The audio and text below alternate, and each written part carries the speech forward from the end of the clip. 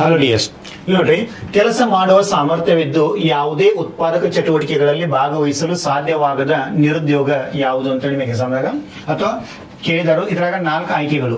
ಒಂದು ಮರೆಮಾಚಿದ ನಿರುದ್ಯೋಗ, ಮತ್ತೊಂದು ಋತುಮಾನದ ನಿರುದ್ಯೋಗ, ಮತ್ತೊಂದು ಮುಕ್ತ ನಿರುದ್ಯೋಗ, ಮತ್ತೊಂದು ತಾಂತ್ರಿಕ ನಿರುದ್ಯೋಗ ಅಂತ. ಸೊ ಈ ಮರೆಮಾಚಿದ ನಿರುದ್ಯೋಗ ಅಂದ್ರೆ ಏನ, ಅವಶ್ಯಕತೆಗಿಂತ ಹೆಚ್ಚು ಜನರು ಒಂದು ಕೆಲಸದಲ್ಲಿ ತೊಡಗಿದ್ರೆ ಅದಕ್ಕೆ ಅಂತಿಮವಾಗಿ ಸಿಗುವಂತದ್ದು ಏನ್ ರಿಟರ್ನ್ಸ್ ಇರ್ತೈತಲ್ಲ ಅದು ಕಡಿಮೆ ಇದ್ದಿರ್ತೈತಿ ಮತ್ತೆ ಅಷ್ಟೇ ಇದ್ದಿರ್ತದೆ. ಅದಕ್ಕಾಗಿ ಮರೆಮಾಚಿದ ನಿರುದ್ಯೋಗ ಅಂದ್ರೆ ಏನ, ಅವಶ್ಯಕತೆಗಿಂತ ಹೆಚ್ಚು ಜನರು ಒಂದು ಕೆಲಸದಲ್ಲಿ ತೊಡಗುವುದು. ಆಗ ಋತುಮಾನದ ನಿರುದ್ಯೋಗ ಅಂದ್ರೆ ಒಂದು ವರ್ಷದ ನಿರ್ದಿಷ್ಟ ಅವಧಿಯಲ್ಲಿ ಮಾತ್ರ ಉದ್ಯೋಗವನ್ನು ಪಡೆದುಕೊಂಡು ಮತ್ತೊಂದು ಅವಧಿಯಲ್ಲಿ ಖಾಲಿ ಅಥವಾ ಉದ್ಯೋಗ ರಹಿತವಾಗಿರುವುದು, ಇದು ಋತುಮಾನದ ನಿರುದ್ಯೋಗ. ಆಮೇಲೆ ತಾಂತ್ರಿಕ ನಿರುದ್ಯೋಗ ಅಂದ್ರೆ ತಾಂತ್ರಿಕ ಪ್ರಗತಿ ಅಂದ್ರೆ ಕಾರ್ಮಿಕರ ಶ್ರಮ ಕಡಿಮೆ ಆಗ್ತತಿ, ತಂತ್ರಜ್ಞಾನದಲ್ಲಿ ಮುಂದುವರಿತಿರ್ತತಿ, ಅದು ತಾಂತ್ರಿಕ ನಿರುದ್ಯೋಗ ಆಗಿರ್ತತಿ. ಆಮೇಲೆ ಮುಕ್ತ ನಿರುದ್ಯೋಗ ಅಂದ್ರೆ ಕೆಲಸ ಮಾಡುವ ಸಾಮರ್ಥ್ಯವಿದ್ದು ಯಾವುದೇ ಉತ್ಪಾದಕ ಚಟುವಟಿಕೆಯಲ್ಲಿ ತೊಡಗಲಾಗದ ಸ್ಥಿತಿಯನ್ನು ನಾವು ಮುಕ್ತ ನಿರುದ್ಯೋಗ ಅಂತ ಹೇಳಿ ಕರಿತೀವಿ. So thank you so much.